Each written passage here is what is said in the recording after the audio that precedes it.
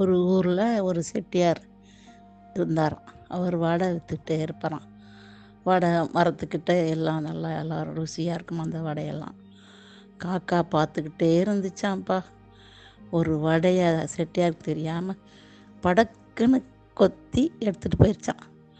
போய் வடையை வாயில் வச்சுக்கிட்டே இருந்துச்சான். அப்போ ஒரு நரி வந்துச்சான். அந்த நரி என்ன செஞ்சிச்சான், காக்கா வாயில் இருக்கிற வடை ரொம்ப ருசியாக இருக்குமே, ஏமாற்றி வாங்கலாம்னு நினச்சிட்டு போய் காக்காவுக்கு பிடிக்கிற பாட்டு பாடிச்சான். என்ன பாட்டு தெரியுமா? அக்கா அக்கா அக்கான்னு சொல்லு நரி பாடிச்சான். இந்த காக்காவுக்கு ஒரே சந்தோஷத்தில் வாயை திறக்கவும் வடை தொப்புன்னு கீழே விழுந்துருச்சான். உடனே நரி எடுத்துகிட்டு ஓடிடுச்சான். அதுதான், நம்ம ஒருத்தரை ஏமாத்தினோம்னா நம்மளை இன்னொருத்தர் ஏமாற்றுவாங்க. இதுதான் முதல்ல அந்த காலத்தில் சொல்கிற நீதி கதை.